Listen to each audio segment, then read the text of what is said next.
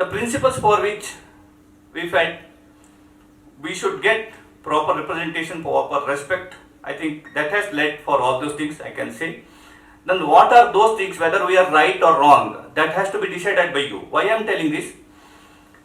Satish Shetty may there or may not there, or Sudhindra may there, may not there, but the fight is for you, what you have asked us to do, that we are doing. If the membership says we are nowhere, no, that's what I was telling somebody. The owner has put a guard to protect his property, and the owner himself is leaving it and going where? Elsewhere. Whom we have to fight? What we have to protect? Therefore, through this medium I would like to convey, this fight is not for Satish Shetty or Sudhindra or somebody else. It is fight for all of us, CBO members, CBO. Just certain of the issues, just I thought I should cover during this interaction, so that let the message be very clear.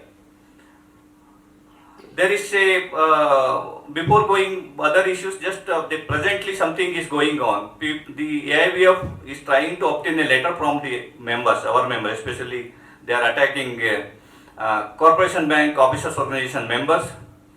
They are misguiding to obtain a letter. Of course, that letter has no meaning, because there is no, after the introduction of the HRMS, these letters or other things has no value. Even in the courts, they will not accept such things. But they certainly they may create confusion in the minds of the members. Their agenda is to divide CBO. That's what since beginning they are doing. You may be remembering, immediately after the merger, all the three banks we wanted to have representation in the communication to the management. Andhra Bank, Corporation Bank and the Union Bank.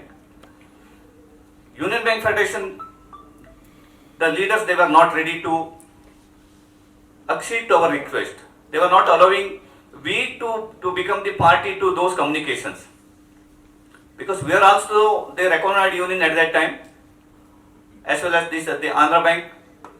All the three we wanted to address all the letters communication to the management jointly. They refused. They told no, we cannot in our this we can't allow you to sign, because they felt that we will become equal to them. That was the attitude which started all the problem. Then you may remember, we have jointly, Andhra Bank and Corporation Bank jointly we have issued one communication, one letter. The moment we jointly issued, these people they have woken up, because they know that if we come together, we will be the more number than the AIBF membership. They were only 16,000. We had to become the 17,500. Then immediately they have rushed to AIBC. AIBC advised jointly all the three of you sign, and then after you may be remembering that our circulars, the letters and all started coming in the under the signature of all the three leaders. Now why they are going for this letter? In Karnataka, because Union Bank, you may be knowing the system, it is not because in Corporation Bank, whoever they are in the majority, that union, they used to be representing in all the regions, in the zones. But in Union Bank system is led, because of the federal system of the unions, the which state is having the majority of a particular union, they will call them for the IR meetings. For example, in Visakhapatnam, INBOC was having the majority in Union Bank, and they used to represent in the IR meetings. In Tamil Nadu, AIBOA, they were having the majority and they used to represent in the IR meeting. Now the fear in the mind of the AIBF leadership is that in Karnataka, we are the majority, CBO membership is the majority. We have 2,500 numbers and they have only hardly 600. This is the very reason the Bhalchandra, Mr. General Secretary, is afraid. Moment he lose his representation in the IR meetings in Karnataka, he will be nobody. Of course, he may have the position in the central level. Because of that, he want to prove that he is having the strength here to represent. In the letter I have seen, this very woke they are writing. They have become the members of the AIB of all those things. How the members have become directly? No. It is the CBO which has given the letter for the check of merger.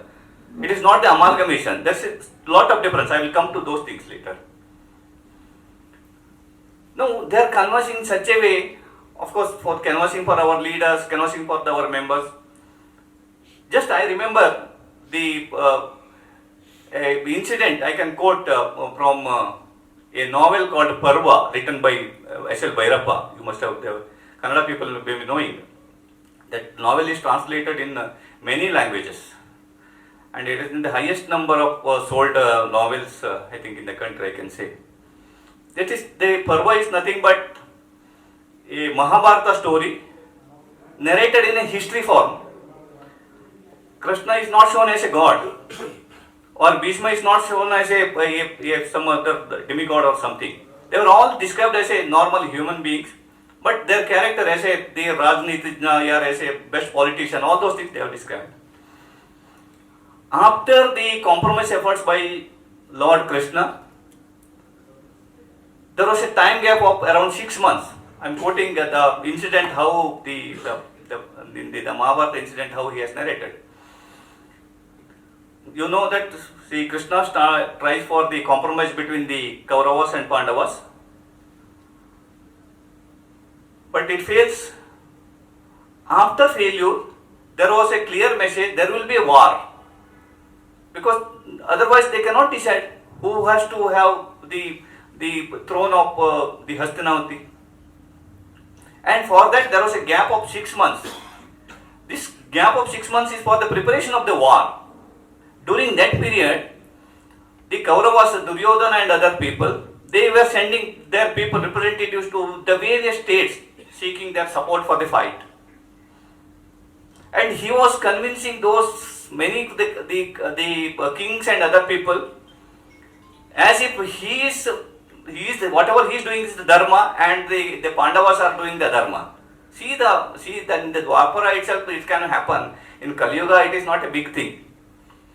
And he could convince many kings of that time. That's how he got 11 Akshauhini Sainya. You may be knowing. Pandavas having only 7 Akshauhini Sainya. And at that time this Dharmaraya is afraid. He got the fear. Despite none other than the Sri Krishna in favor of Pandavas, how these people are able to convince those kings to come to their side. Sri Krishna says this happens. The people will not see all the things. Immediately whatever comes to them, they believe. They go with that.